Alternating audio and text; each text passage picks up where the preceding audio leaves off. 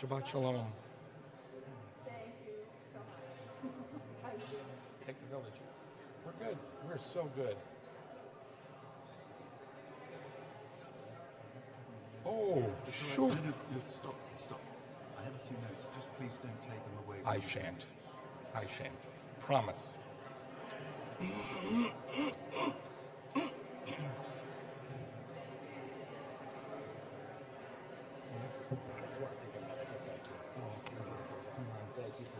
This is the heart of Exactly. You got Sure, it. You know? I'm there. You got it. It's invigorating. It is.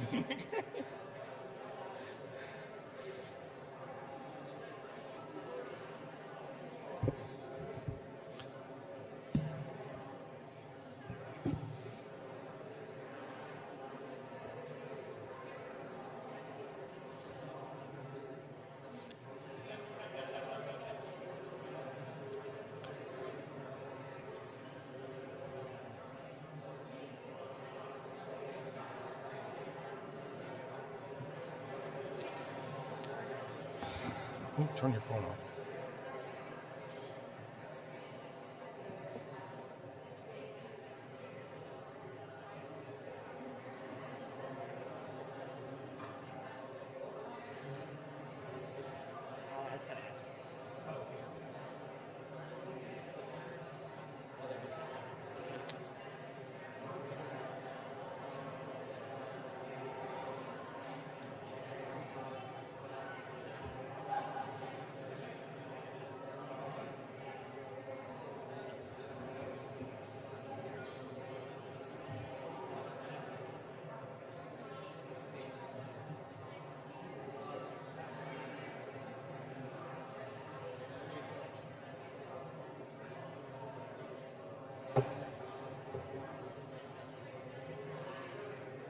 Your slides are so we do whatever after the So if you go ahead and move your papers over.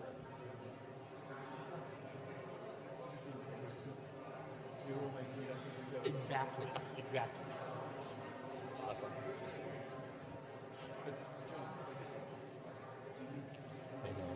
How you feeling? Better? We're good. Yeah. Anywhere you want.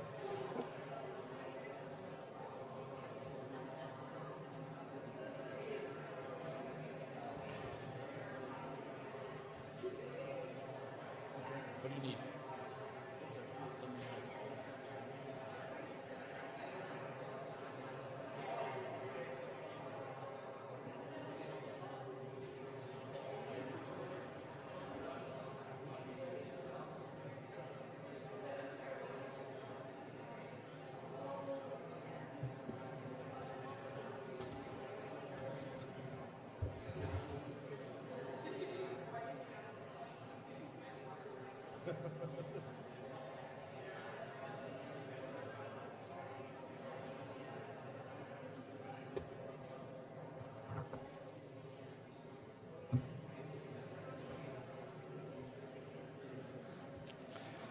Well, Shabbat Shalom, everyone. Shabbat Shalom, Rabbi. It is so good to be together. And as we gather this evening, we find ourselves just days away from Rosh Hashanah, a time of renewal and self-reflection. Yet we also come together in a world that feels deeply fractured, whether through conflicts or injustice or personal struggles. The brokenness around us and within us can often feel overwhelming.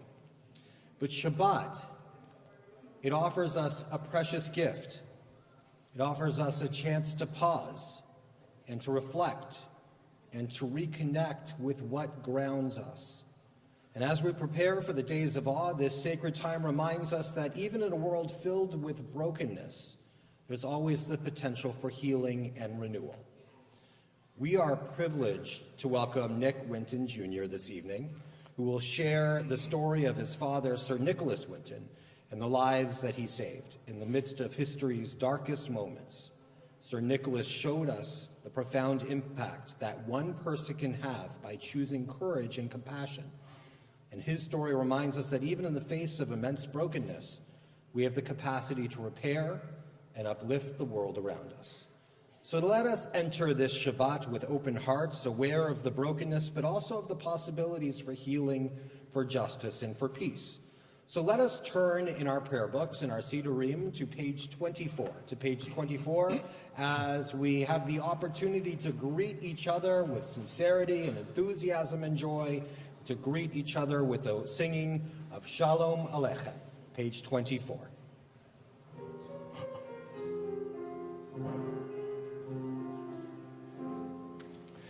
Shalom Aleichem, Malachei Hasharet, Malachei Elyon, Mi Melech, Malachei Hamlachim, HaKadosh Baruch Hu. Bochel Shalom, Malachei Hashalom, Malachei Elyon, Mi Melech Malachei Hamlachim HaKadosh Baruch Hu.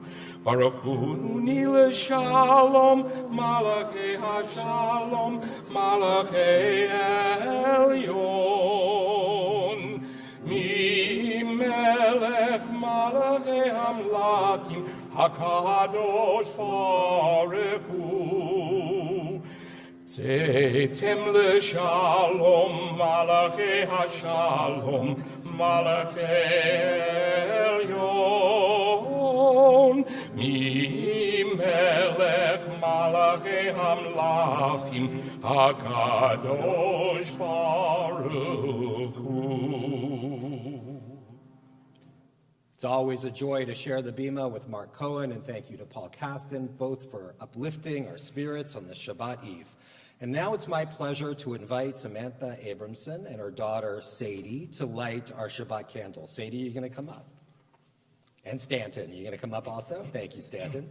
Samantha serves as the executive director of the Nathan and Esther Peltz Holocaust Education Resource Center, HERC, an organization whose vital work has impacted so many in our community and beyond, ensuring that the lessons of the Holocaust are never forgotten. And she's also a valued member of Congregation Shalom's board of directors. It's a joy to have her and Sadie and with us tonight, and Stanton too, as we usher in the peace and warmth of Shabbat. So Samantha and Stanton and Sadie, would you please do us the honor of kindling our Shabbat candles? And that can be found in your Siddur on page 2. Page 2.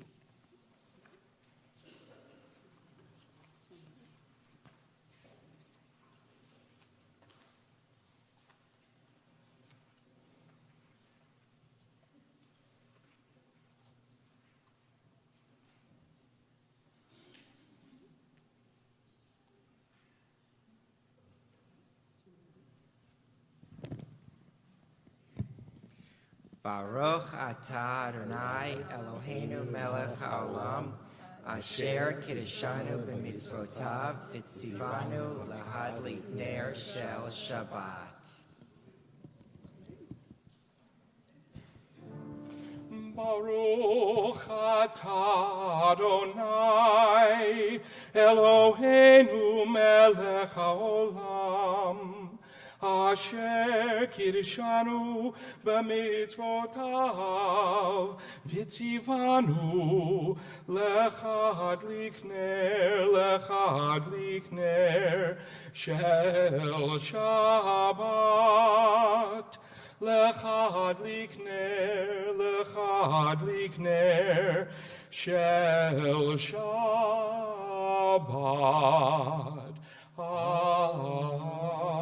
Amen. Thank you, and thank you for bringing so much light into our community and into our congregation. We are now going to turn in our Siddur to page 20. It's page 20 as we turn to the Lechad Odi. Lechad Odi is a prayer that was recited by the mystics of old, particularly as they began their Shabbat in the valley below the beautiful town of Sfat. And they used to walk up along a snake path, singing Lechad Odi, ascending with each and every verse as they came to the Ha'ari synagogue. As beautiful as that moment is, we can't help but think of the fact that shards of a rocket landed upon that town today. And difficult as that is, our ancestors faced difficult times too. And they still ascended. They still lifted themselves up. And so will we. And so as we approach the final verse of Lecha Dodi, we'll invite you to rise as is a custom, turn towards the door through which you entered, and at that time, when we get to the final verse, and then we will recite and bow together. Let's turn to page 20 as we join in the singing of Lecha Dodi. Lecha Dodi, likrat kala, b'nei Shabbat, nikabla, shamor v'zachor, b'dibur echad, hishmianu el hamyuchad, Adonai echad, u'shemo echad, l'shem u'tiferet ve'yitilah. Lecha Dodi, likrat kala, b'nei Shabbat, nikabla, hitoreri, kiva orek kumi ori, uri shir daberi, kevod Adonai alayich nigla. Lecha Dodi, likrat kala, b'nei Shabbat, nikabla, boi v'shalom, ateret bala, kam besimcha uv'tzola, toch emunei am segula, boi chala,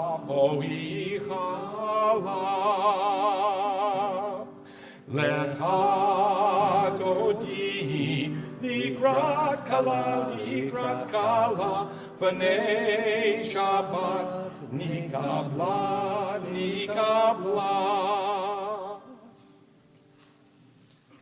Let us turn now in our prayer books to page 27, and let's read responsively. Teach me, O God, a blessing, a prayer on the mystery of a withered leaf, on ripened fruit so fair, on the freedom to see, to sense, to breathe, to know, to hope, to despair. Teach my lips a blessing, a hymn of praise, as each morning and night you renew your days. Lest my day be today as the one before, lest routine set my ways. We turn back to page 26 for the Chatzi Kaddish. Yitgadal v'yitgadash shemei Rabbah, b'yamad yivrach yerutei v'yamlich malchutei, b'chayechon uv'yomechon uv'chayedecho beit Yisrael, bagala, Uvizman kariv v'yimeru, amen. Yehi shemei Rabba mevarach, le'al amul al me'al maya, yitbarach,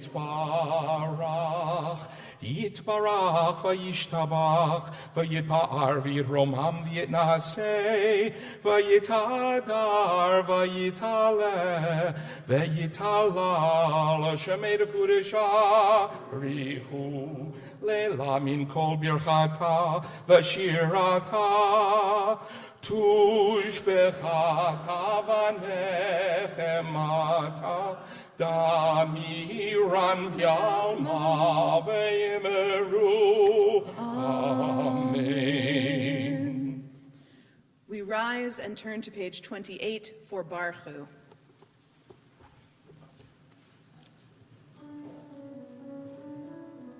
la la la la la la la la la la la la la la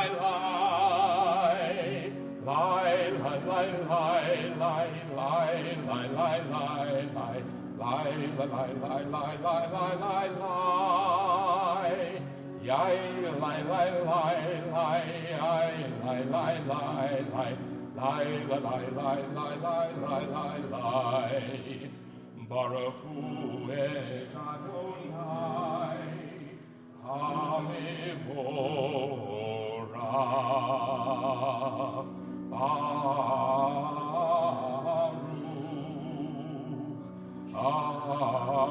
Adonai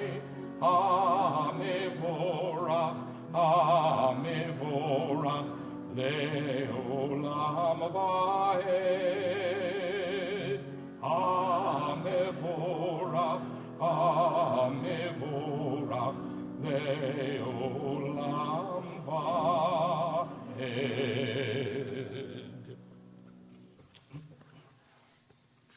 We read together at the top of page 31. Praise to you, Adonai, our God, from whom the evening flows. Your wisdom sets the way on which time and season glide. Your breath guides the sail of the stars. Creator of the tide of time and light, you guide the current of day into night. As heaven spans to infinity, you set its course for eternity. Praise to you, Adonai, our God, from whom the evening flows. Baruch atah Adonai, hama'ariv aravim. Ahavat olam, Beit Yisrael, Amecha avta, Amcha avta, Torah u'mitzvot, Chukim u'mishpatim, Otanu limadeta, Otanu limadeta. Al kein Adonai Eloheinu b'shochbenu uvkumenu nasiach bechukecha v'nismach v'divrei Toratecha uv'mitzvotecha leolam vaed ki hem chayenu ve'orech yameinu uvayom negem umam v'layla negeyomam v'layla ve'ahavadcha al tasir mimenu leolamim Baruch atah Adonai Ohev Amo Yisrael Ohev Amo Yisrael.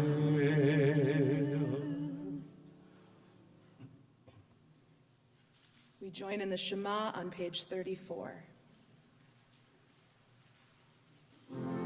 Shema Yisrael, Adonai Eloheinu, Adonai Echad.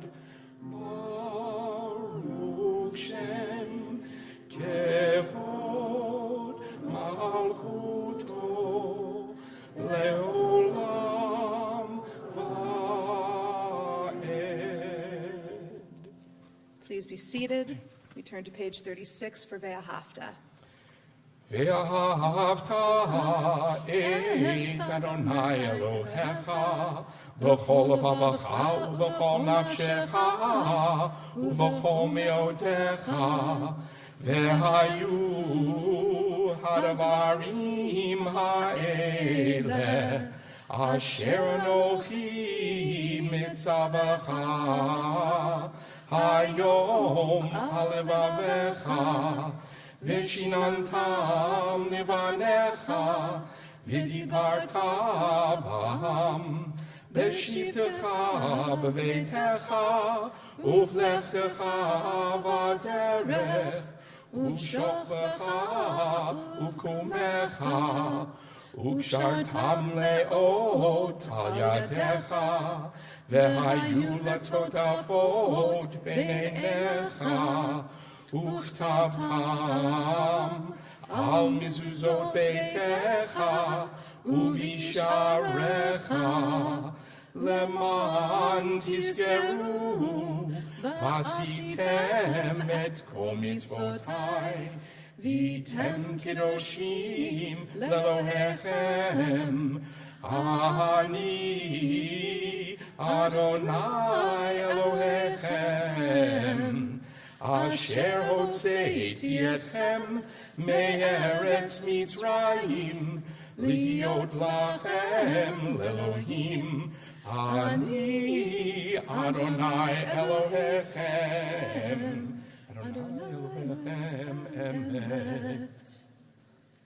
We read responsively at the bottom of page 39. In a world torn by violence and pain, a world far from wholeness and peace, give us the courage to say, Adonai, there is one God in heaven and on earth. The high heavens declare your glory. May earth reveal your justice and love. From bondage in Egypt we were delivered. At Sinai we bound ourselves to your way. Inspired by prophets and instructed by sages, time and again we overcame oppressive forces. Though our failings are many and our faults are great, it has been our glory to bear witness to our God, keeping alive in dark ages your vision of a world redeemed. Let us continue to work for the day when the nations will be one and at peace. Then shall we rejoice as Israel did, singing on the shores of the sea. Yai lai lai la lai la lai lai lai lai yai lai lai la lai la lai lai lai yai lai la lai la yai lai lai lai lai yai lai lai lai yai lai lai lai lai lai mi chamocha ba'elim Adonai mi chamocha nedar b'kodesh nora tehilot osef eleh nora tehilot osef eleh Malachutecha ra'u vanecha bokei ayam lifnei Moshe Ze Elianu ve'amru Ze Elianu ve'amaru Adonai yimlo le'olam va'ed Adonai yimlo le'olam va'ed Yai lai lai la lai la lai lai lai lai lai Yai lai lai la lai la lai lai lai Yai lai la lai lai Yai lai lai lai lai Yai lai lai lai lai lai lai lai lai lai. We read together at the bottom of page 43. Give us a place to rest, Adonai, our God. Bring us into shelter in the soft, long evening shadows of your truth. For with you are true protection and safety, and in your presence are acceptance and gentle love. Watch over us as we go forth. Prepare for us as we return. Spread over us your shelter of peace, over all we love, over our Jerusalem and yours. Baruch atah Adonai, haporez sukat shalom aleinu ve'al kol amo Yisrael ve'al Yerushalayim.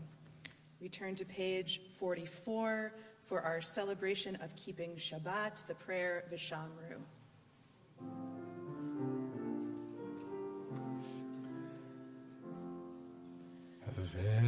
Veshamru v'nei Yisrael et ha-Shabbat lasot et ha-Shabbat l'dorotam berit olam Beni ufen b'nei Yisrael oti leolam leolam Ki sheshet yamim asa Adonai et hashamayim ve'et haaretz uvayom ha-shevi shavat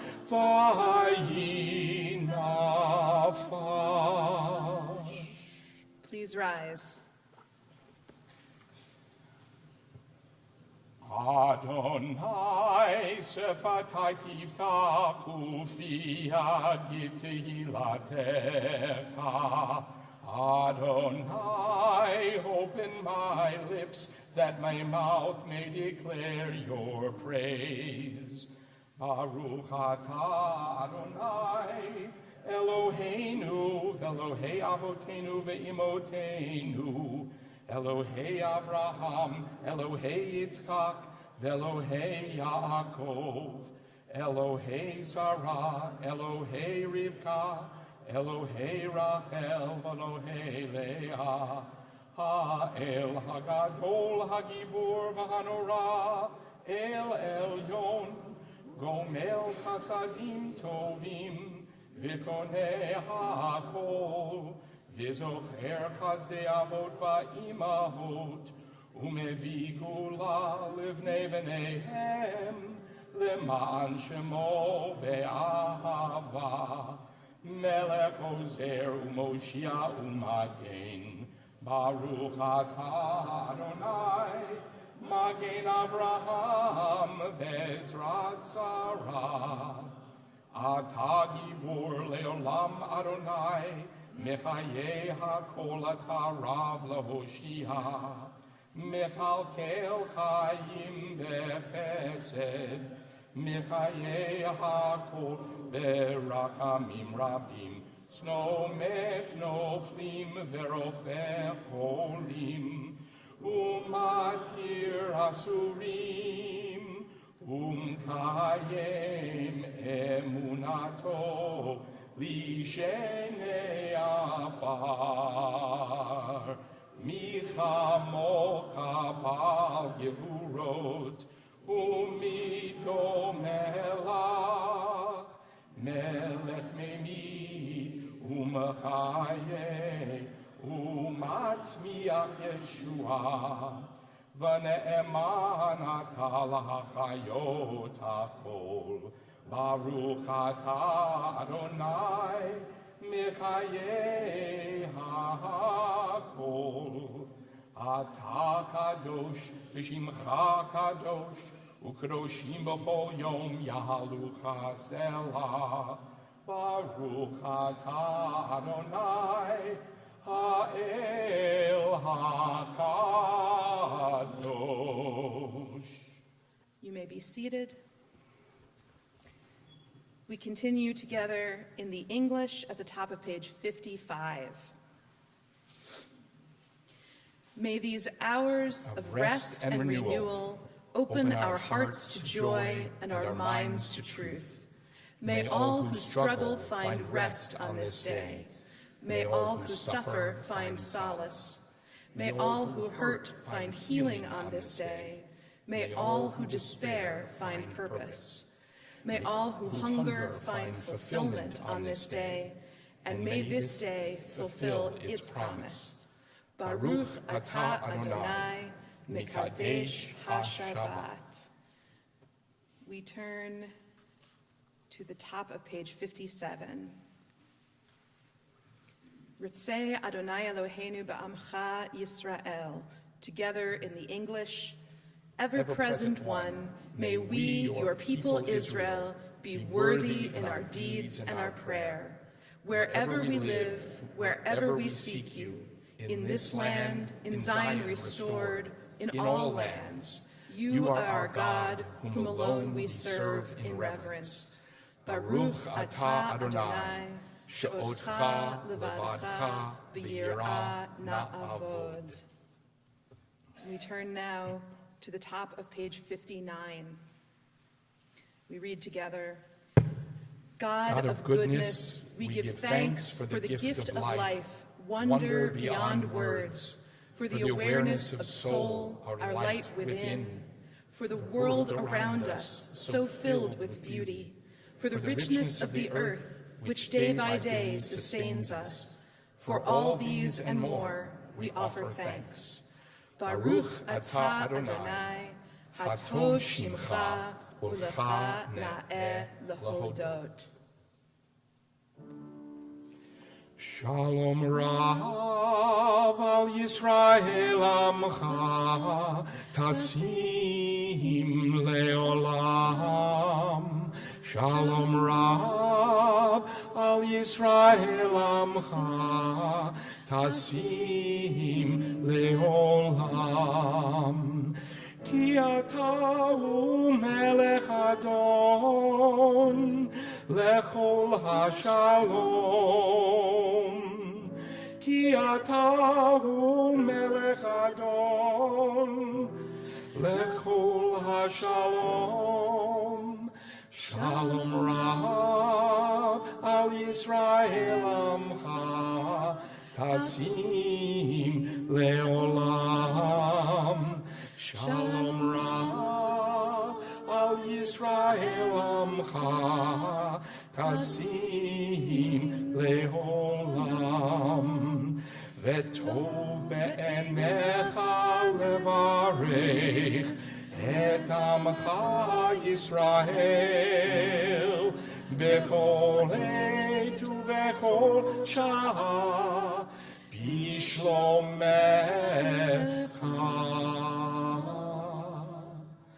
Shalom Rav al Yisrael Amcha, Tasim Leolam. Shalom Rav al Yisrael Amcha, Tasim Leolam. Tasim Leolam. Tasim Leolam.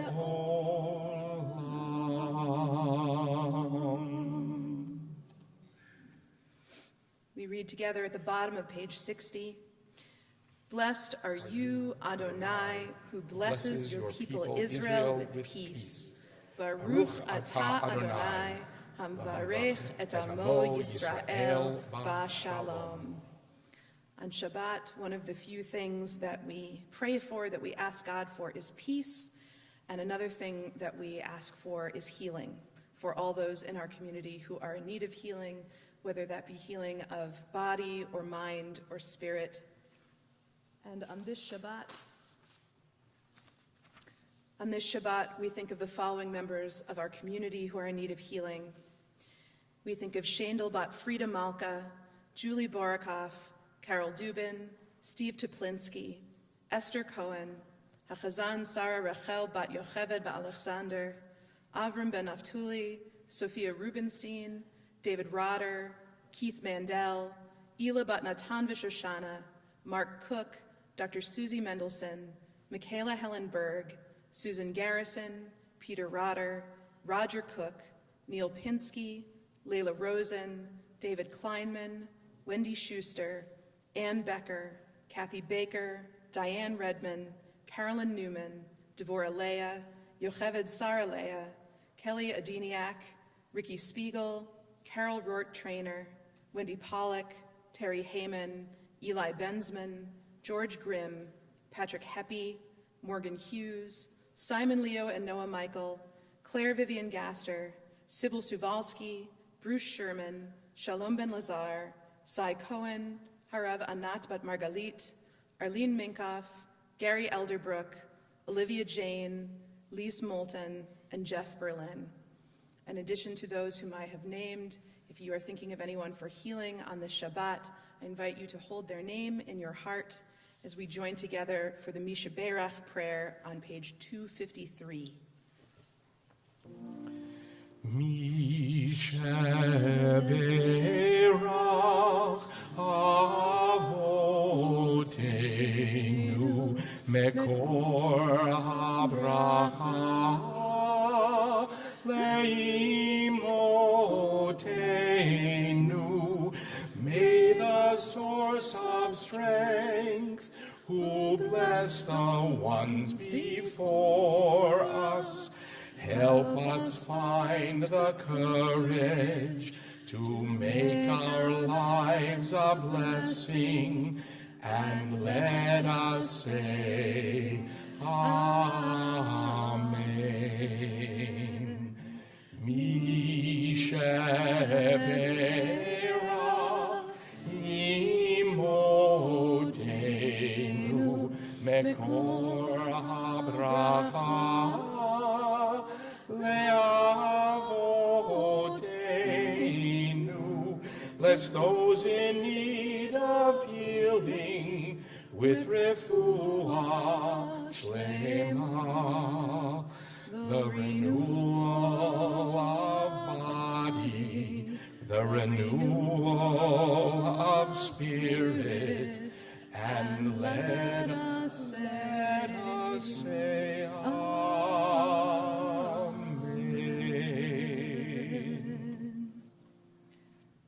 We'll take just a few moments now for silent prayer, and we will come back together with music.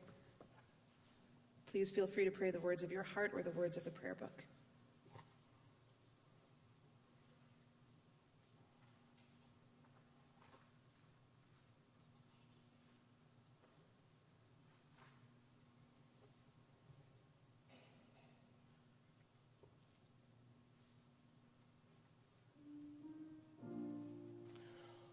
Oh, say shalom, shalom bimromav, hu ya'aseh shalom aleinu,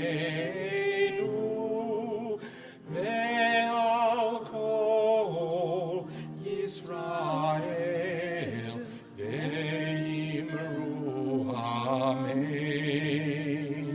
Oh, say shalom, shalom bimromav, hu ya'aseh shalom aleinu, ve'al kol Yisrael. Amen. Ve'al kol shalom. Oh, say shalom le'aroma. Amen, amen. Oh, say shalom, shalom bimromav, hu ya'aseh shalom aleinu, ve'al kol Yisrael, ve'imru amen. Yotel Yisrael, ve'imru amen.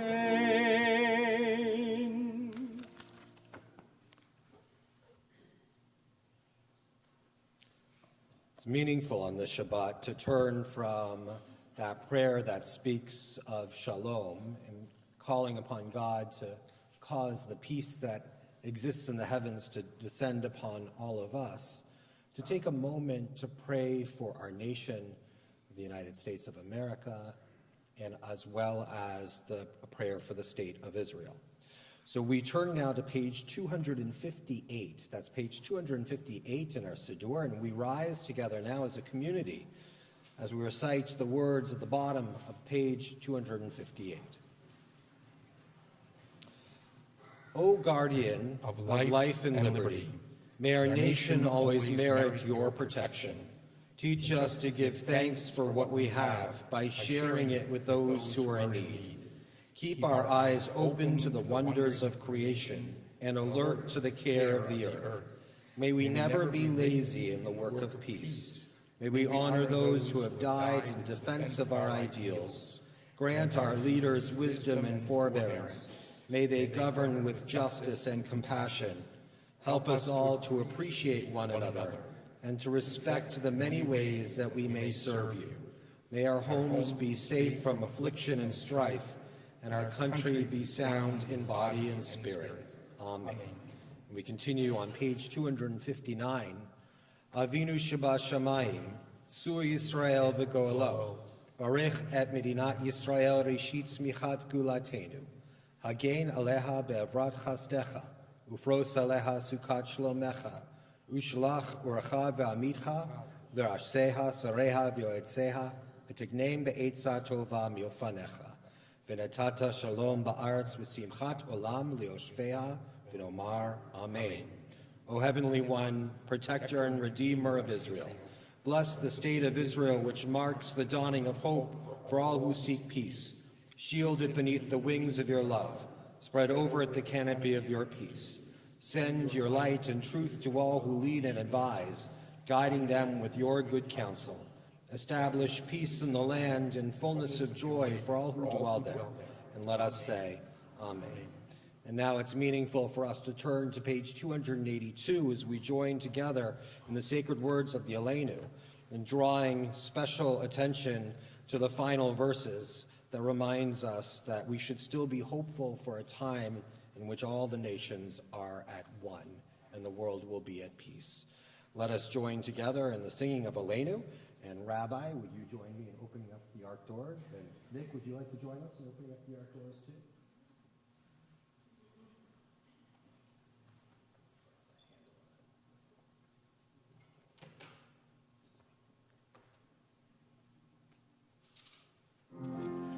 Aleinu l'shabeach l'Adon hakol, latet gdula liotzer breshit, shelo asanu k'goyei haratzot, velo samanu k'mishpokot ha'adama, shelo sam chelkenu kahem, v'gor aleinu ככל המונם, ואנחנו קוראים ומשתחווים ומודים לפני מלך מלכי המלכים הקדוש ברוך הוא.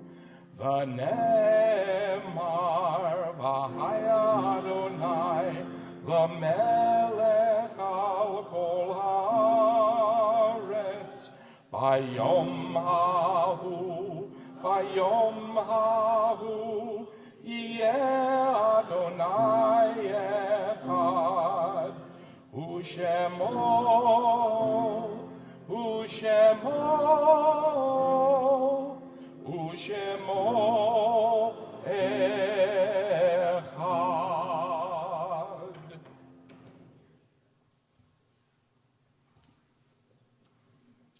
You may be seated.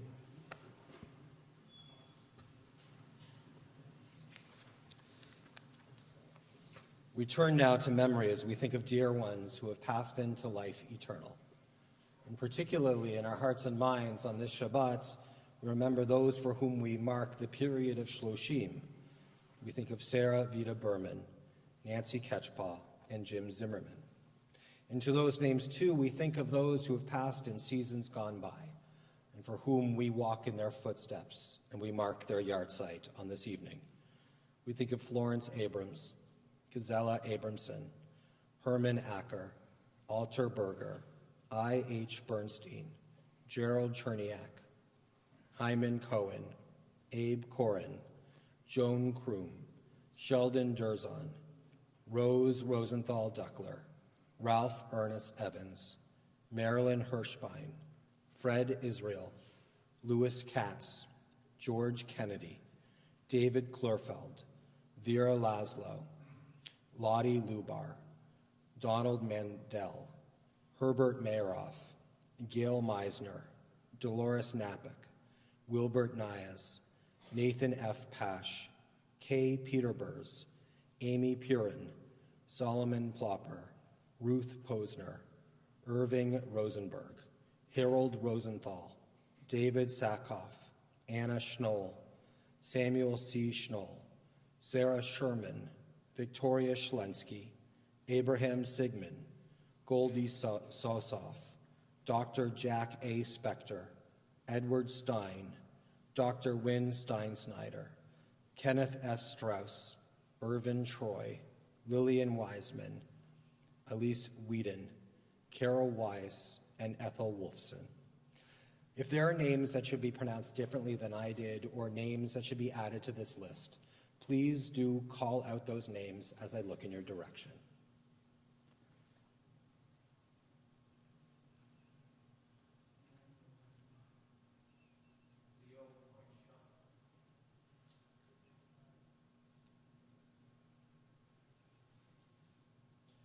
In addition to the names of our loved ones, so too do we think of all those who have died due to war and or terrorism. We think of all those who have died in defense of their nations and allied nations' ideals. We think of all those who have died due to the terrible viruses of racism and xenophobia, as well as all those who perished during the Holocaust. Our griefs and sympathies are mingled as we turn to words sanctified by memory, words glorified by hope. The Kaddish Yatom, the Mourner's Kaddish, can be found in your Siddur on page 294. We rise once again as a community as we recite these sacred words together. Yitgadal v'yitkadash shemei Rabbah, v'alma divrach chirutei v'amlich malchutei, v'chayechon uv'yomechon uv'chayei dechol Beit Yisrael, Ba'agala uvizman kari v'imru amen. Yehei shmei Rabbah mevorach le'olam u'lamei amaya. Yitbarach v'yishtabach v'yitpa'ar v'yitromam v'yitnaseh. V'yitadar v'yitalev v'yitalal shmei dekudesha brichu. Le'ela min kol birchata v'shirata. Tushbechata v'nechemata. Damiran bi'alma v'imru amen. Yehei shlama Rabbah min shemayim. V'chayim aleinu ve'al kol Yisrael v'imru amen. Oseh shalom b'imromav. Hu yaseh shalom. Aleinu ve'al kol Yisrael v'imru amen. May the source of peace and peace to all who mourn and comfort to all who are bereaved. And let us say, amen. We are now going to turn to the Kiddush. We're going to forego announcements now, and we're going to do them at the end of our lecture, and we're going to lift up our cups and sanctify this moment, because this is a moment that is filled with blessings, and we are certainly blessed to have you joining us on the Bima Mark and to have Paul accompanying as well. So let's turn to the symbol of joy as we recite the Kiddush. Baruch atah Adonai Eloheinu melech haolam borei peri hagafen. Baruch atah Adonai Eloheinu melech haolam asher kiddushanu b'mitzvotav v'ratzavanu v'shabbat kodsho b'ahava uvratzon hingilanu zikaron l'maaseh v'reishit ki hu yom tehila l'mikra'e kodesh zecher letziat Mitzrayim kivanu v'charta v'yotanu kidasha mikol hamim v'shabbat קודשך באהבה וברצון הנחלתנו. ברוך אתה אדוני מקדש השבת.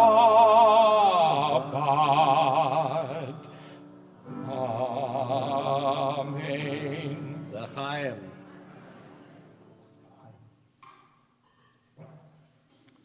And Paul and Mark, what's our concluding song for the Shabbat? Perfect for this evening, Rabbi. Shabbat Shalom. Shabbat Shalom. You know the words. Let's join in together. Shabbat Shalom. Shabbat Shalom. Shabbat Shalom. Shabbat Shalom. You may be seated. Well, Shabbat Shalom, everyone. Shabbat Shalom, Rabbi. And it's so wonderful to see you at yet another amazing partnership program brought to you by HERC and Congregation Shalom. And the work HERC does throughout the state is vital.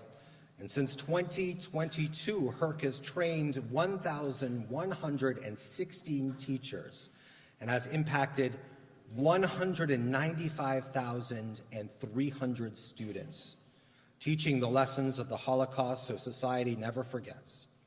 This sacred work is now more important than ever, and it doesn't happen without your support. I want to extend my heartfelt thanks to the incredible supporters who made this program possible, including our board members, staff, and donors of both organizations, HERC and Shalom. A special thank you to Becky and Bill Commissar, the Kennedy Barnett Lifelong Learning Fund, and the Florence and Lawrence Spungen Family Foundation for their generosity. Tonight we have the honor of welcoming Nick Winton Jr., the son of Sir Nicholas Winton, who is known around the world for his extraordinary courage and kindness. Sir Nicholas Winton, sometimes called the British Schindler, quietly orchestrated the rescue of 669 Jewish children from Czechoslovakia on the eve of World War II, bringing them to safety in Britain.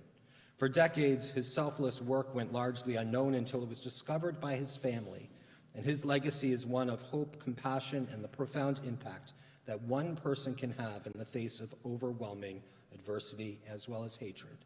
Now, Nick Jr. continues his father's legacy by sharing the story of these remarkable rescues and the lessons of humanity, resilience, and moral courage that we must carry forward today. We're deeply privileged to have him here with us this evening to tell us more about his father's work and its relevance in our world today. And we are grateful for the work that you do in bringing this forward for the next generation so that they can face a world and try to make it so that these things will never happen again. Now, after Nick's talk, Samantha will moderate a Q&A session, so please feel free to prepare your questions, hold on to them, and we'll come around later with microphones for those of you who would like to ask questions. So without further ado, it is my great honor to introduce Nick Winton Jr.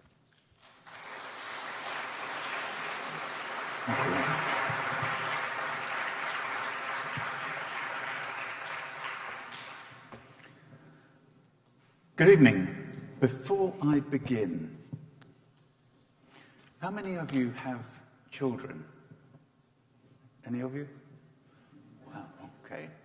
So I'd like you for some of you this is easier than others, I'd like to take you back to just before your first child was born. It's exciting, it's a bit scary, and then your first child arrives. And the first year, it's all diapers and no sleep. And then you get to the terrible twos. And then your child you communicate a bit more and you can start to see a personality emerging. Can you remember how exciting and, you were maybe beginning to start to build a relationship? It was amazing. How awful would your life have to be? How awful would your life have to be to contemplate putting your child on a train and sending them away to a country you've never been to to be brought up by strangers that you've never met, where they speak a language you don't understand. How awful must your life have to be to even consider it? And this story is, as you know, just about those families.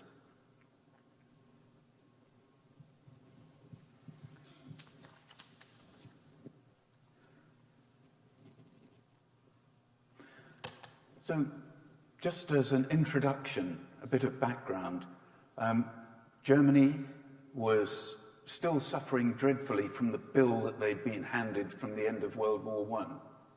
And it had created a landscape where it was possible for Hitler to create an opportunity to blame a lot of their problems on the Jews. And he wanted to recreate the Austro-Hungarian Empire. Parallels with what's been going on in Russia and Ukraine are extraordinary. The orange and blue bit is a country that was newly created after the First World War, Czechoslovakia. The orange bit is where they spoke German, mostly. And Hitler said, well, hey, they mostly speak German here. I'd like it. It's, we could call it Germany. Having already taken over Austria, the British government, to its shame, said, if we give you the Sudetenland, that's the end of it, no more. Can we agree that that will be your end? And Hitler said, sure. So, to our shame, Hitler, at the end of September, took Sudetenland in 1938. And, of course, that wasn't the end. And the result of his making Jews non-people, he passed laws, as you probably know, which meant that they had no rights at all. If somebody came into your apartment and you were Jewish and they took, I like that candlestick, you could call the police, but the police would do nothing. It became less and less possible for the Jewish community to remain in Germany and in the Sudetenland. So a lot of them had to find a way of moving to safety. So this next video clip, which has no sound, is a newsreel from 1938 showing, well, probably would if I move in the right direction, people. Now, these look like tramps, hobos. These are people just like us, but they've had to leave their home with just what they could carry, suitcases, and they tried to find safety around the capital of Czechoslovakia, Prague. And this is where my father's story will begin. This is Prague in the middle of winter, which is not unlike the climate here. Lovely in the summer, in the middle of winter, it is bitter. And these people, well, they're living under tarps, sometimes just in the open ground. And this is the landscape that will begin the story of my father. My father was born, for some, particularly when I talk in schools, it's an era that they can't even comprehend. He was born in 1909, and when he is asked, what are your recollections of the war? He said, I can remember going up into the attic and seeing the Zeppelins flying over London.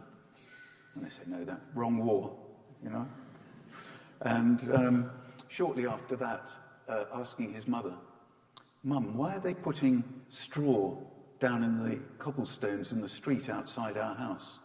Oh, Nicky, she said, the old woman on the other side of the street, she's very sick. It's to muffle the sound of the carriage wheels as they go over the cobbles.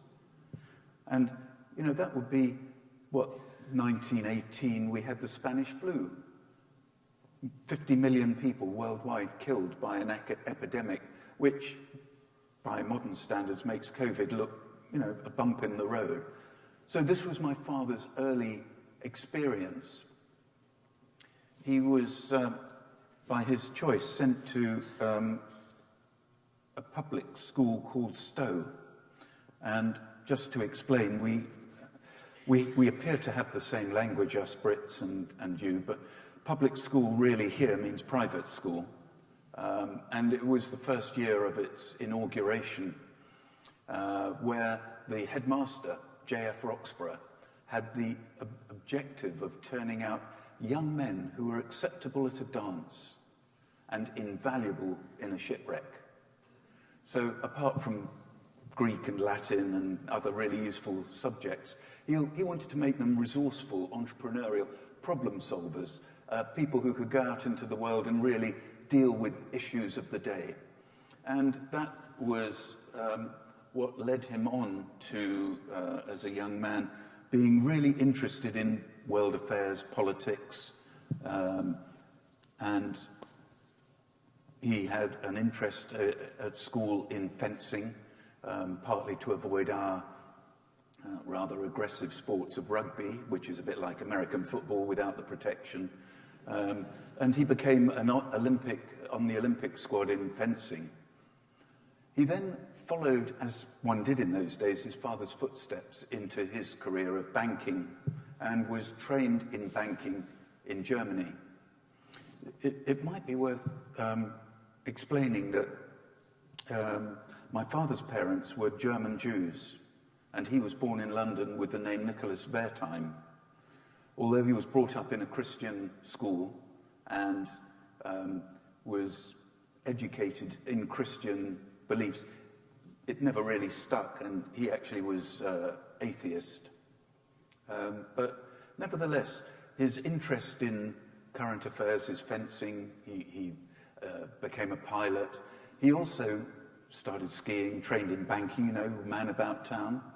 And he, as part of his interest in politics, involved a schoolmaster at Westminster School, which is another posh school where over Christmas they would take some of the kids skiing, and my father would join in because I think he got a free skiing holiday to help look after the kids. But Martin Blake and he would talk often about what was going on in the world. My father also had conversations and knew some of the Labour politicians of the day, sort of the equivalent of Democrats here. And he recalls having dinner with one of them called Aneurin Bevan. One night, Aneurin said to him, "Tomorrow I'm presenting a bill in Parliament. It's the best I can do, but I think it's all that they will pass through Parliament."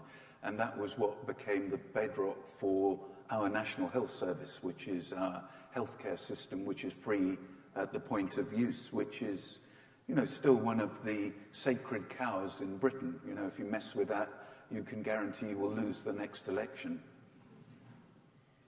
So this is the background to my father, interested in politics, German Jewish background, trained in banking in Germany. I mean, what a place to learn banking, eh? 1930 in Germany.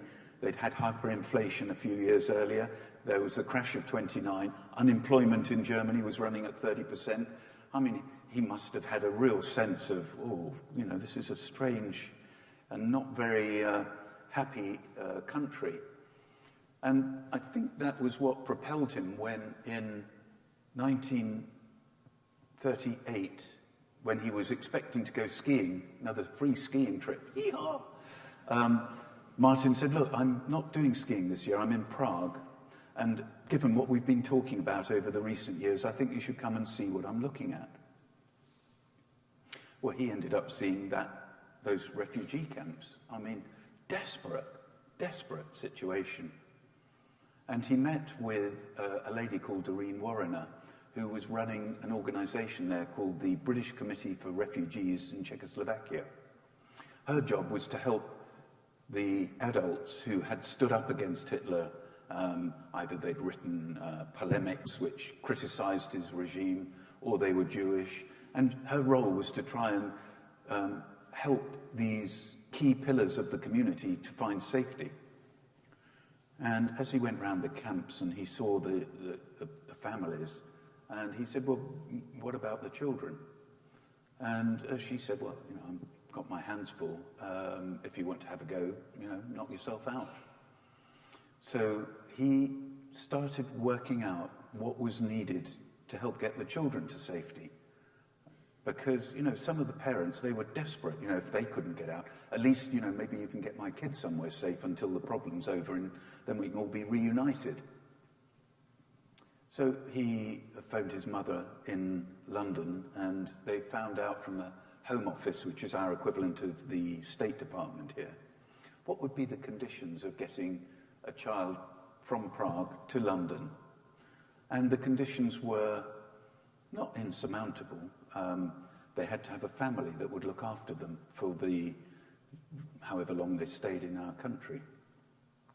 They would need an immigration visa. They would need a guarantor of £50 to resettle them back to Czechoslovakia when the problem was over.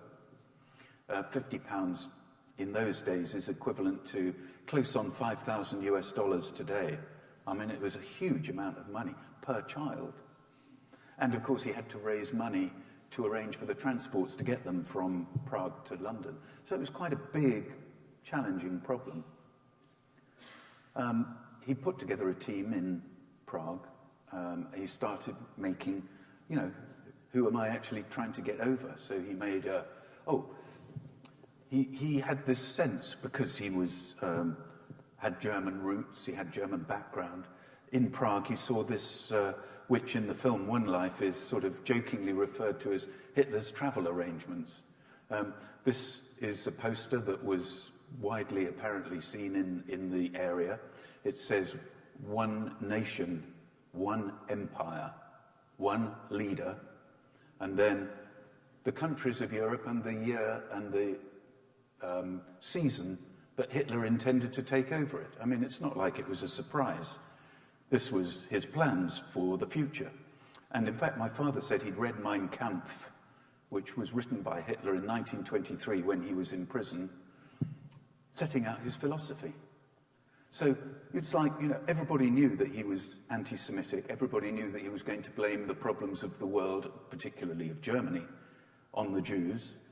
He'd set out what he intended to do. So my father knew what the British government hoped would never happen, that Hitler was going to invade Czechoslovakia and then Poland and Hungary and wouldn't be stopped. So he felt that this was a problem that was absolutely urgent, needed resolution now, not lots of talk and maybe it would all be resolved. So he started putting together lists of the children that needed to be saved and thought, how can I quickly find families? And when I find a family, how can I get them to decide, which child they're going to take? So he did something which today would certainly be illegal, but it was quick.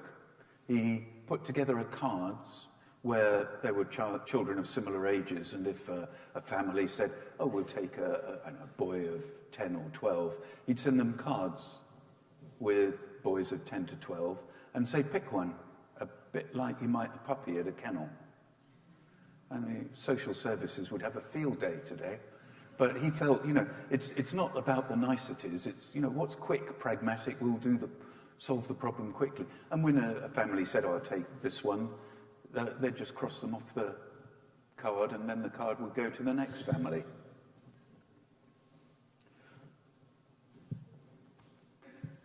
Now, as part of this campaign, he had to write many letters. Many letters. When I go to schools to give talks, I have to explain to them what writing a letter looked like in 19... Yeah, you could laugh.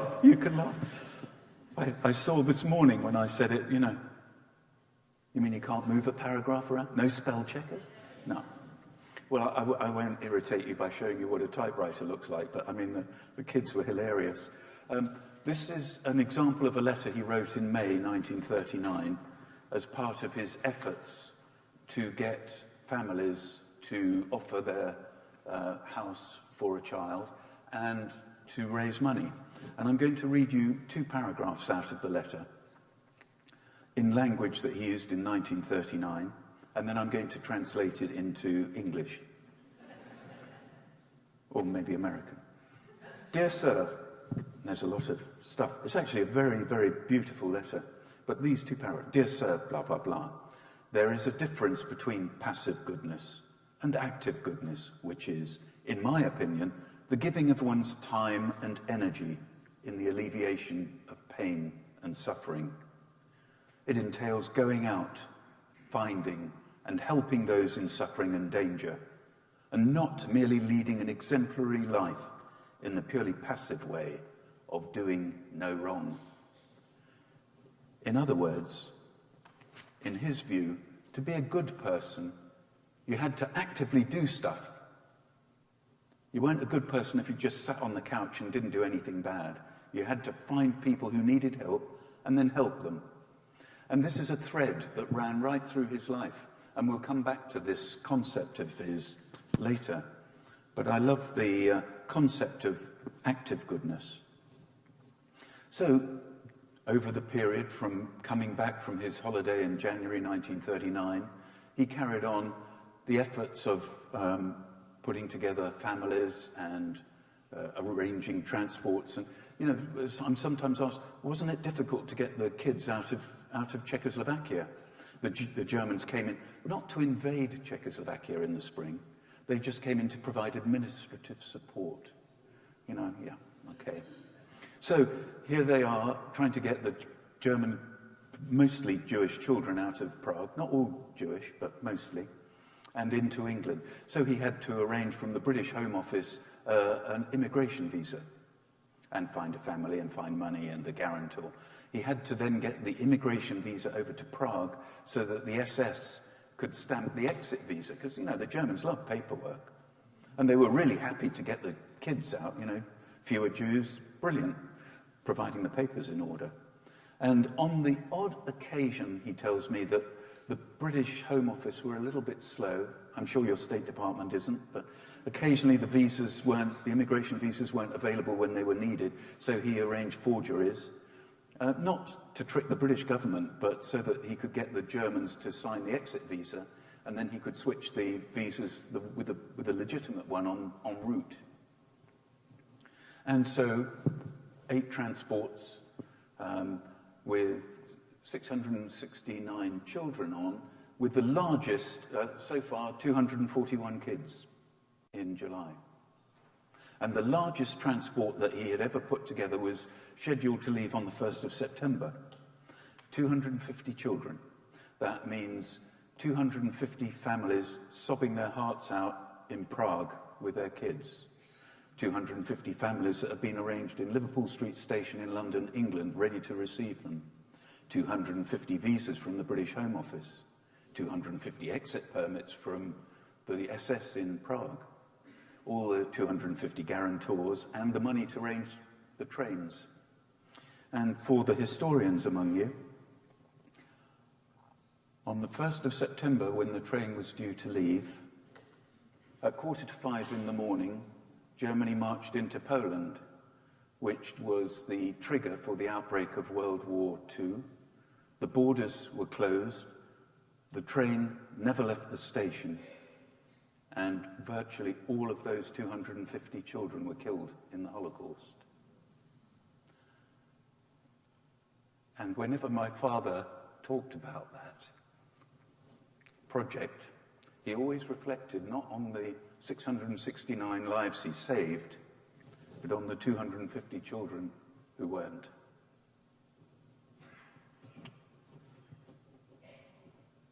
So, war was declared. There wasn't anything more he could do, so he got on with his life. He joined the RAF, he helped train pilots in night flying and navigation. The war came to an end, and he joined the International Refugee Organization. Because of his banking background, he was asked to help liquidate non-monetary gold as part of the Nazi loot, which was kind of an interesting project, because he thought he was going to help resettle refugees. But the IRO said, no, we need you to liquidate non-monetary gold, which, just so that you're clear, is it's not a gold coin, it's not an ingot, it's brooches, watch movements, gold teeth, candles, anything that was precious metal. His job was to get it together, have it melted down, bizarrely often in German smelting houses, and then shipped to London for sailing on the London Metal Exchange. And 90% of those funds were used to help fund the state of Israel. And then he has lots of little bizarre side stories about part of the settlement at the end of World War II is that none of the loot that the Nazis had taken could remain in the German economy. So that meant when he took a watch which had a gold case, he took the case and melted it down, but the movement couldn't be left in Germany. It had to be, he said he put them in crates, and then when he was sailing across the channel to England, the crates would be thrown overboard, just to make sure it was beyond economic use. And occasionally he said it was spooky, an alarm clock would ring, and you think, very, very strange. And he carried on, he got married. He met his wife in a Paris shipping office. She was Danish.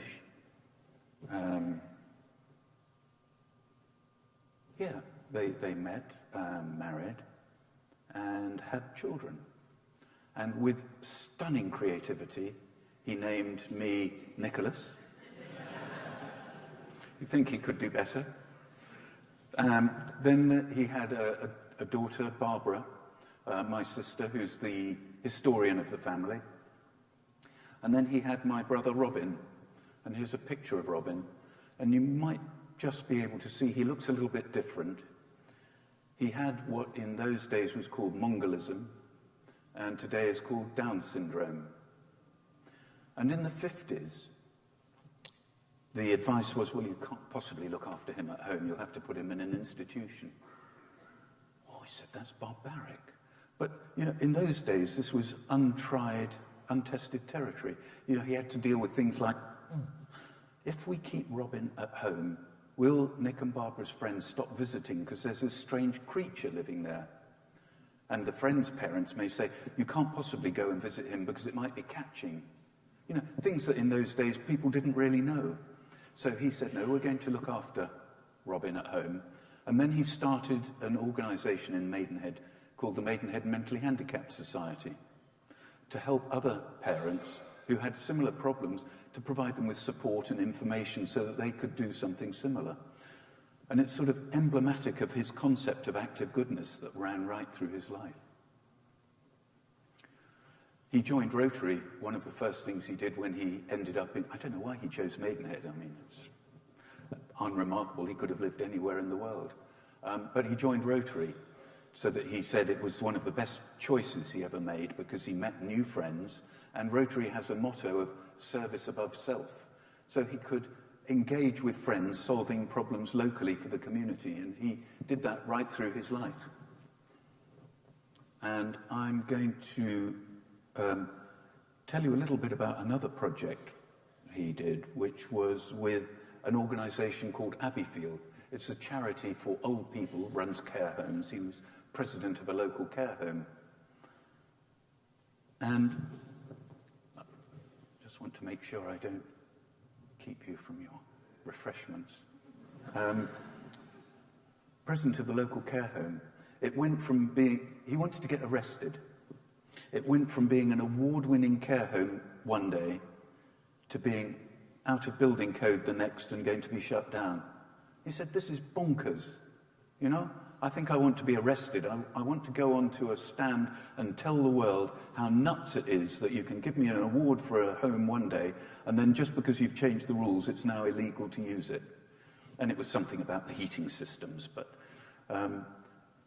fortunately, I think he didn't get arrested and go to prison. But what he did do was he said, isn't it tragic that towards the end of their life in the care home, the residents, when they become demented, have to go somewhere else because it's so much more complicated to look after a dementia or Alzheimer's resident, and we don't have the capability to do it. We have to find a way to keep them in a place that they've become accustomed to, with friends that they've made over the last few years of their life. So he arranged to raise the money and get permissions to build an extra care wing attached to the care home so that the residents, when they became demented, could remain in the same facility and still be able to see friends and be in familiar grounds. And it's a sort of, again, an example of let's find a solution to the problem, not just say, oh, it can't be done. He had a philosophy. If something isn't fundamentally impossible, then there must be a way of doing it. And, you know, sort of, if it's not against the laws of nature, well, there is a solution. We just have to find out what it is. And I rather terrify head teachers when I go into schools, because another way of expressing it is, if you see a sign that says you can't do something, you know you can do it. And you know you can do it because if you couldn't, they wouldn't bother to put up the sign. And I use this, here's an example that's taken from my wife's hometown in Cannes. Quite clear, you can't do it. Mm-hmm. And, you know, it's again, great language to use with younger people to explain that often people say you can't. They don't mean you can't, they mean we don't want you to. And, you know, there's a very big difference, because if you say you can't to a child, it shuts you down. You stop trying out new stuff because you can't. So, you know, I'm a little bit subversive, you know, I want to get them to think a little bit outside the box and challenge. Why can't I? Is there a way I could? Will you allow me if? And, you know, these small but subtle things, I think, are robbing them of the power that they have. So, you know, my father's life has now carried on. It's carried on and it's carried on. He got to the late 70s. When you get to your late 70s, have you ever come across someone in their 70s where they think, oh, I should declutter? So, you know, he's had years, decades of stuff that he's accumulated in the attic and the shed and the garage, and he started clearing out stuff. And he got into a box which had in it a scrapbook that one of his colleagues had made of all the work he did in Prague. Letters and copies of, you know, messages, a copy of a letter he wrote to Roosevelt asking for, you know, would they give help, and all sorts of things. It was amazing, a treasure trove. And he thought, well, I can't toss that. And he tried to find out if there was someone who would take it. Not a museum where it would just be like frozen in aspic, but somebody who would actually find it useful. And it ended up with a lady called Betty Maxwell. Betty was quite an interesting character. She was French, and she was a Holocaust researcher. And she was working on a project for a conference. And she did something really interesting, which is, you know, unusual, but he had a list of all the children that he'd saved and the family that was looking after them. So, bearing in mind this is 50 years later, she wrote to the families that had fostered children and said, I don't suppose there's any chance that you're still in touch with the child that you fostered 50 years later. And surprisingly got a few replies. And with a little bit more research, actually made contact with some of the children who'd been on the transports 50 years before. And that was very useful for her research and the conference she was putting together. Her husband, apart from being a crook, was also a newspaper baron called Robert Maxwell. His daughter's also in some trouble, you might have heard. And as a newspaper man, he thought, this is a good story, we'll put it in the paper. And it appeared in the Sunday Mirror, which is a red top. I don't know, do you have that expression here? It means it's a sort of not particularly sophisticated mass market newspaper that doesn't use big words. And it generated a lot more interest and was picked up by a TV program on the BBC. Now, in 1988, when this article came out, 50 years after the Kinder's transports, we had 3 TV programs. You might have, being America, you probably had 4, but you know, there weren't many. And we had on it one program that they call sort of a magazine program, which means they have lots of little things, you know, like talking parrots or dogs with tutus and, you know, useful stuff like that. And the presenter, Esther Ranson, was Jewish, and she thought this would make a great segment on my program. So she arranged to have a little item about this, having now got in touch with some of the children through Betty Maxwell. And what I'd like to show you is just a short clip from that TV program of 1998, which has become the stuff of legends. Oh, there we go.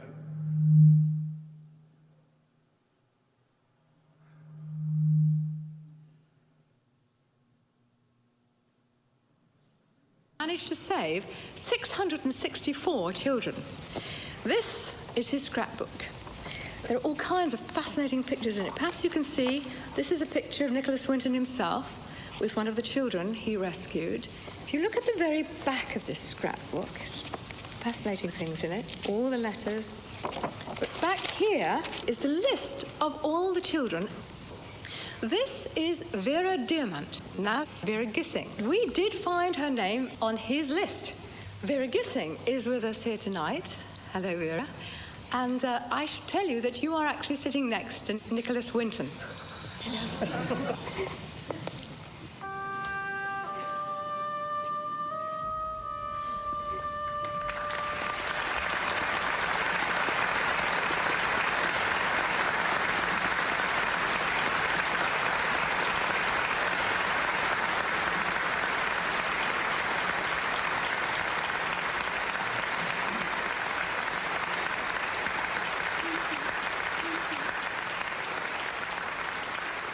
I wore this around my neck, and this is the actual pass that we were given to come to England, and I'm another of the children that you saved.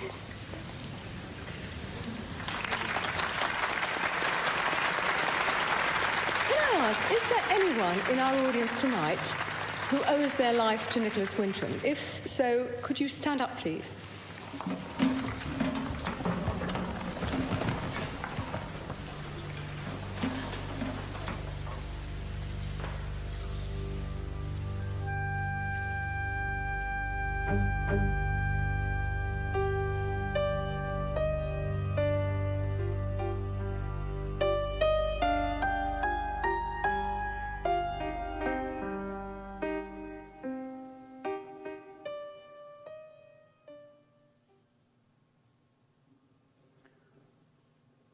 That's when it became real for me.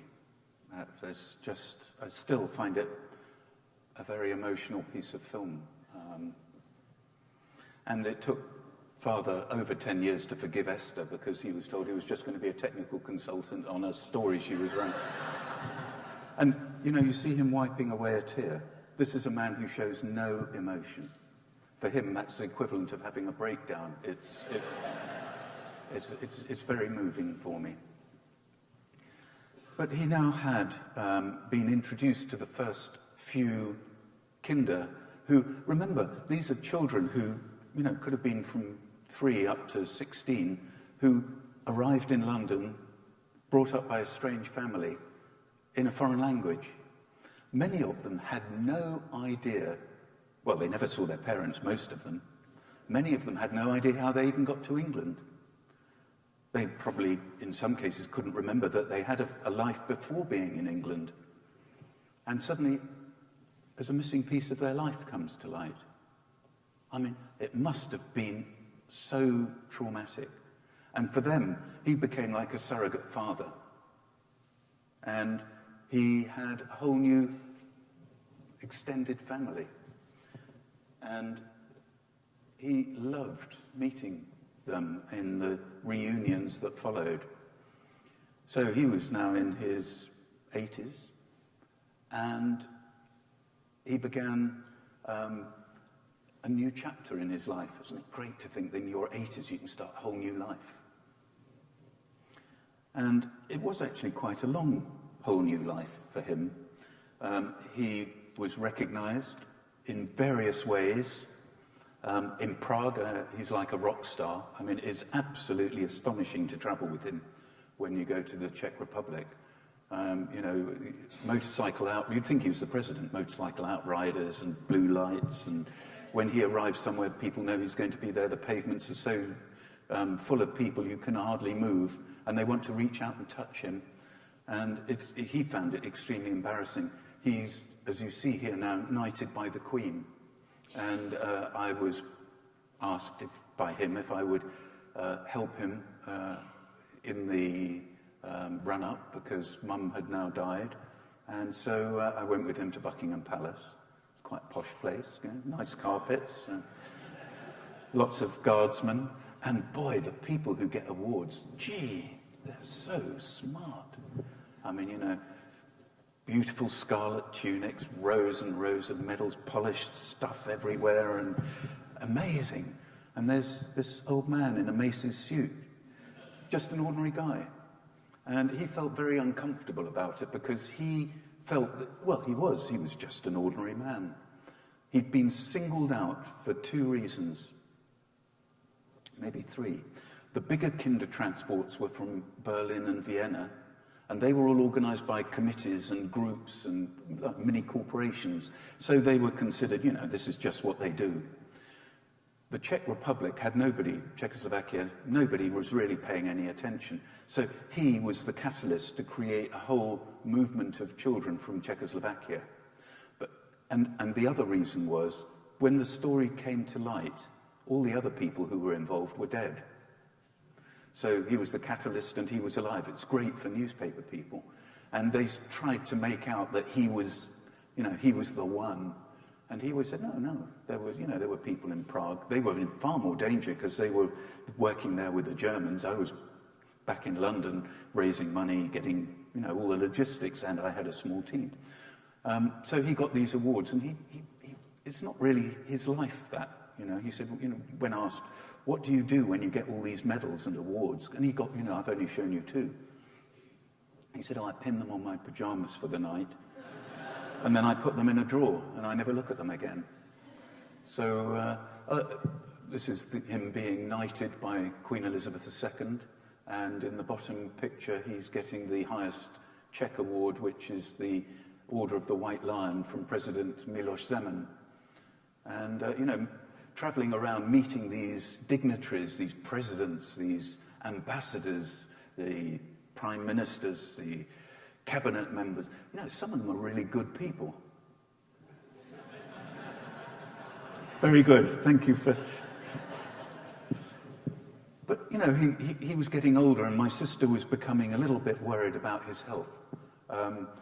She wanted him to sit in a chair with a scarf around his neck and take his pills, and he still felt like not a young man, but, he was energetic, and he was curious always about what's going to happen next. I remember at 98 or 102, he said, I had another meeting with my doctor. He said, when he found out I was drinking a litre of Diet Coke a day, he said, it's bad for you, you must give it up. And he said, really? Really? And for his 99th birthday, one of his kinder had a daughter, Judy Ledden. Judy was a microlight champion in the UK. She, a microlight sort of like a scaffold pole with a bed sheet underneath it. And she had made films like Soaring with Condors, where she'd been through the Andes flying with GoPro cameras on it, and the condors were flying alongside her. And she said, Nicky, would you like to go on a flight? And he'd been a pilot, and he said, I'd love to. And Barbara was, can't do that. And he said, I'm off. So what I'd like to show you, which has a little bit of sound, is his 99th birthday celebration. Nicky, the last words before you go. My last words are that I hope I'll come back. He told my last words are, I hope I'll come back. So, he was great fun. I mean, I miss him dearly, and I'm very fortunate to have had so many opportunities to have conversations with him about things that really matter in life, like tolerance and how democracy works and how our duty is to each other. He believes that you don't... Often I hear in my country, it's my right. And he would say, well, where do your rights come from? His view was you get your rights from your responsibilities. Responsibilities come first, then you get the right. And in fact, if you unpack it, it becomes clear that if we had no responsibility, like if we had an anarchic society, you'd have no rights at all. And yet, younger people seem to feel that they can have a right before they do anything. So, these are stories which I talked with him, and I loved it. And I guess that brings me to the end of the presentation, where one of the real things that I've learned is he had this view that every one of us is responsible. One person can make a difference. When I'm in schools, I say I'm going to end by telling you a secret. And it's a secret that we all know, we've just forgotten. It's that every day we change the world. Every day you change the world.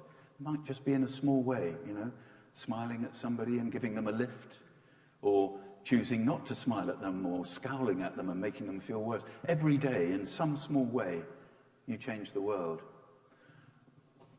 The objective is to get some awareness of how you change the world and to try and change it for the better, because each one of you, every day, you change the world. And, if it's not fundamentally impossible, pick something worthwhile and change it for the better. So, thank you very much for listening.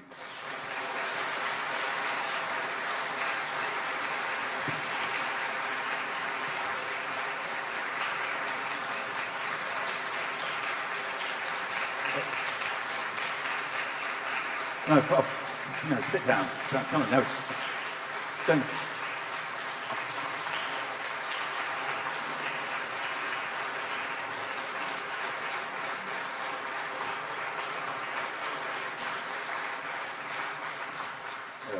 I think they liked it at all. Thank you so much, Nick. Hello, everybody. I'm Samantha Abramson, Executive Director of the Nathan and Esther Peltz Holocaust Education Resource Center, and I'm also a very proud board member of Congregation Shalom. And on behalf of both Congregation Shalom and the Holocaust Education Resource Center, I just want to thank you so much, Nick. That was incredible. Thank you.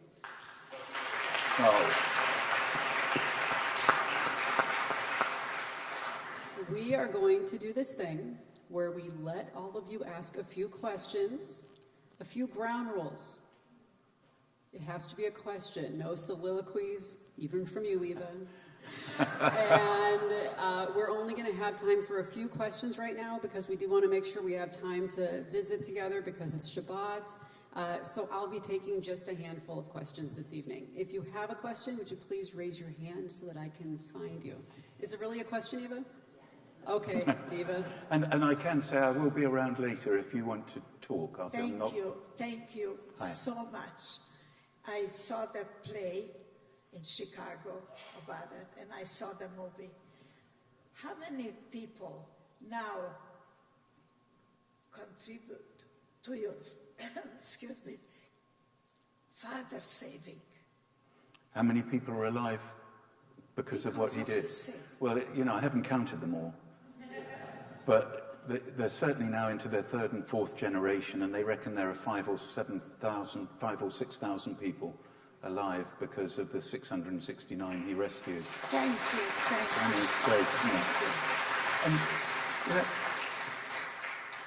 And it sounds kind of sad for him that he feels 669 wasn't a lot.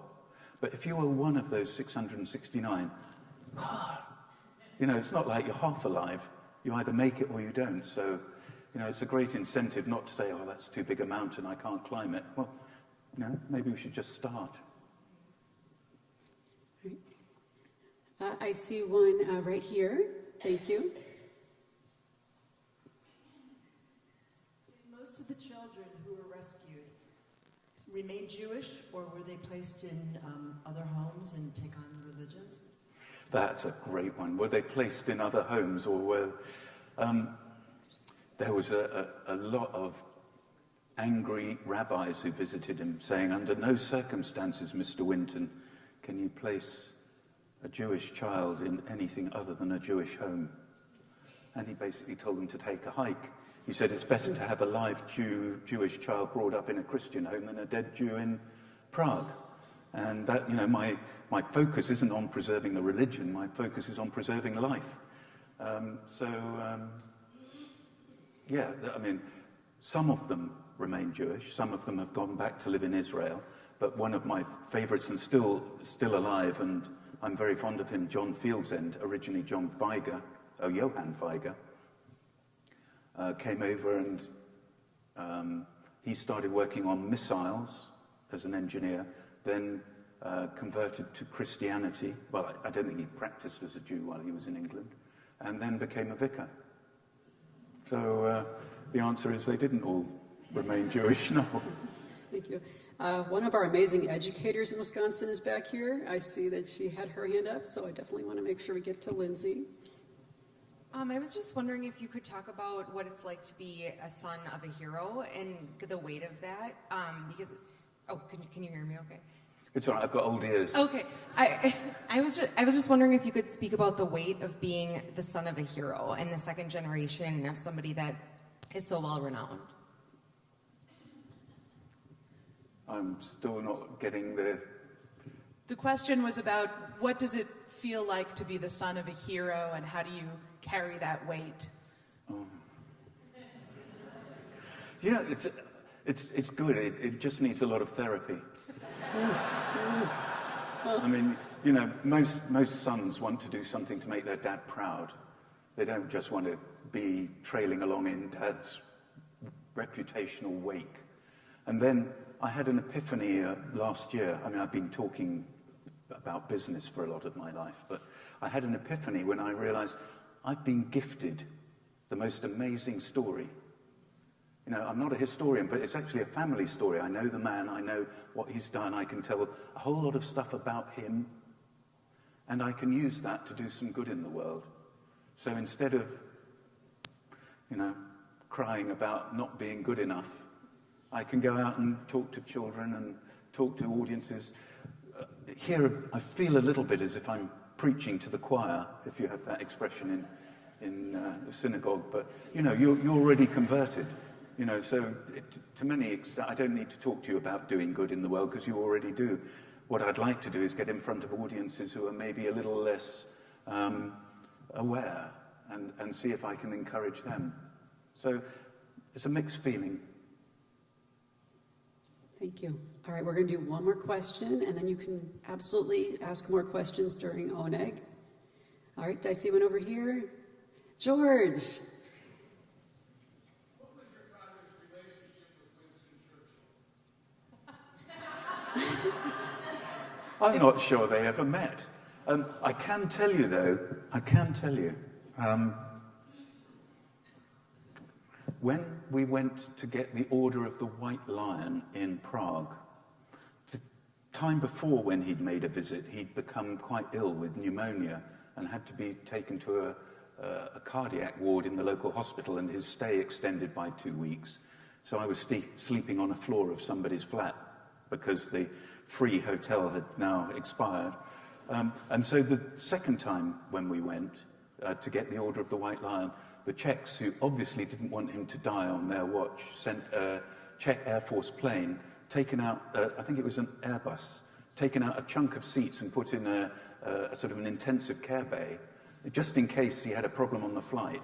And they flew in the front bit, which was for executives, with us, the family, and my father in the sort of presidential seat. And in the second vice presidential seat was Nicholas Soames, who was getting an award on the same occasion, and he was Churchill's grandson. And I have to say, I didn't warm to him. and nor did my father. He was far too self-important to talk to an ordinary man in a Mace's suit. So that's about as close as I can get to my father and Winston Churchill, I'm afraid. Thank you.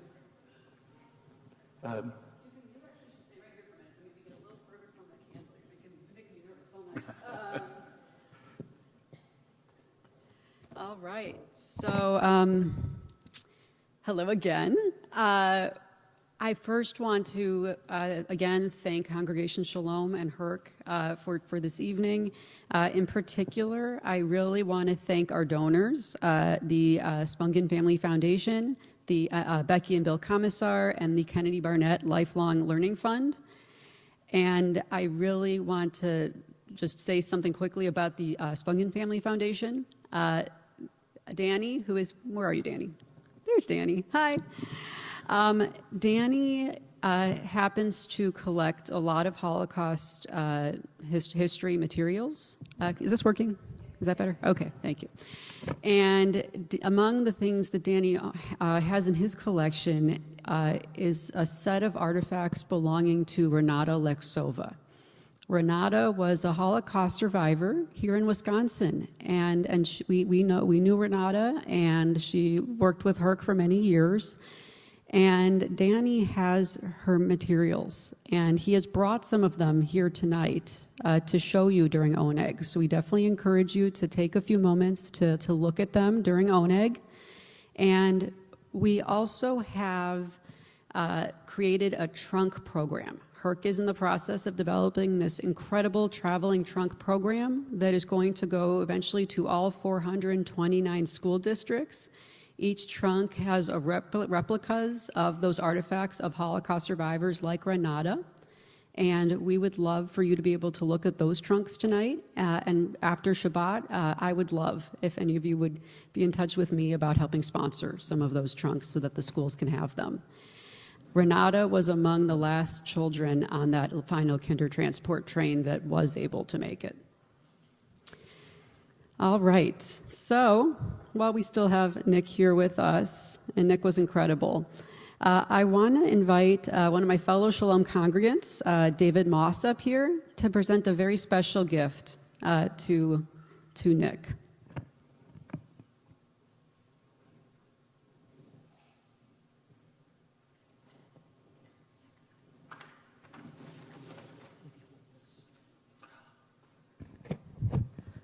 Nick, on behalf of the 6 Million Lights campaign, which seeks to honor the memory of the 6 million Jewish lives lost in the Holocaust by bringing more light to the world through positive social change, we'd like to present you with this handmade lamp, which honors the memory of your father and as well honors you for your positive, active goodness, as your father used the term, as exemplified by the amazing, incredibly powerful talk you gave tonight.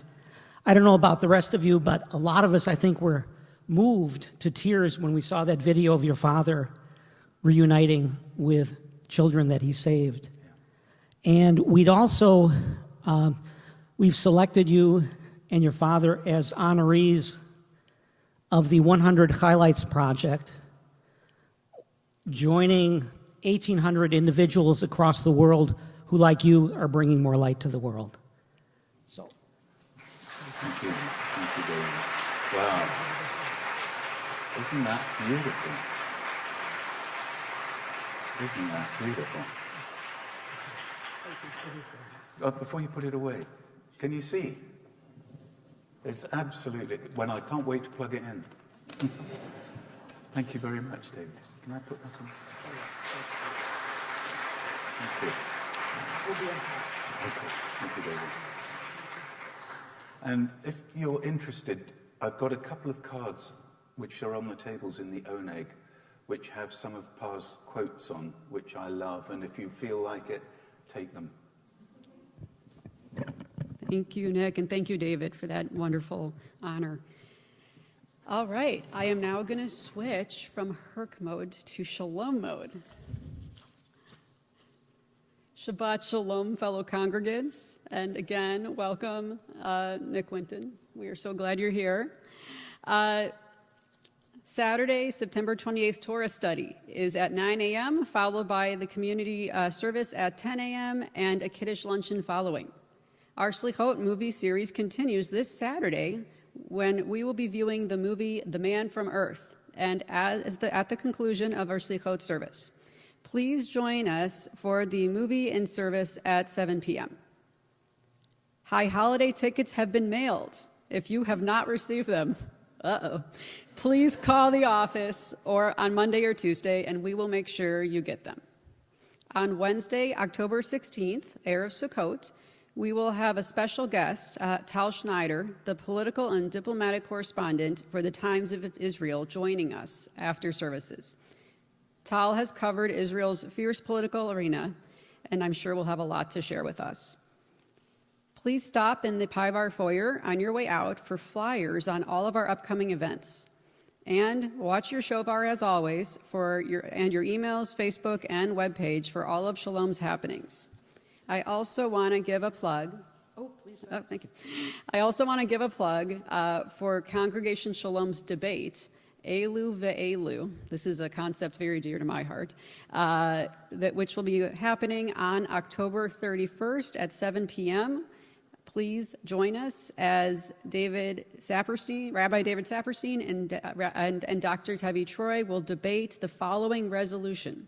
Be it resolved that progressive and liberal values and policies better serve American Jewry in Israel than conservative values. That should be very interesting. I will be there. All right. Thank you so much. And we have one more announcement. Wonderful. I just want to add that there is an event coming up that I hope you are aware of. There will be a commemoration this coming October 7th, a community-wide commemoration of the terrible events of October 7th in 2023, and that event requires registration. So if you are interested in attending that event, which is being held at the JCC and sponsored by the Federation and many synagogues, including us and many other entities, please go sign up for that event. I'm afraid I can't tell you offhand what the website is, but I'm sure the Federation or the JCC can point you in the right direction. Yes, yeah, go to the Federation website and you'll find it. So please do sign up if you're interested in coming to that event. Well, so much pressure. Well, again, I want to thank everybody. I especially want to thank Nick Winton, our entire staff and board, our board chair, Rick Rockamora back there, our incredible clergy at Shalom for making tonight very special, and thank you all for being here. Shabbat Shalom.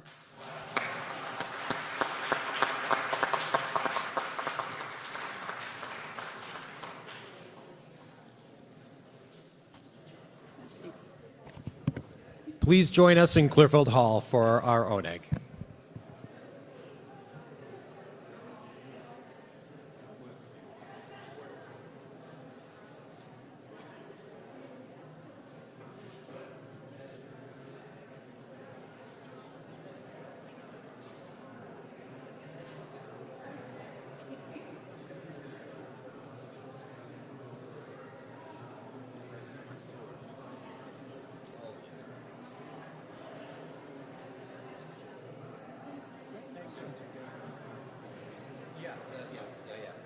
Put it inside. Can I get you anything? Do you need anything? Can I get you anything? If I can join you next door, that would be plenty. Thank you. Missing one sheet of paper.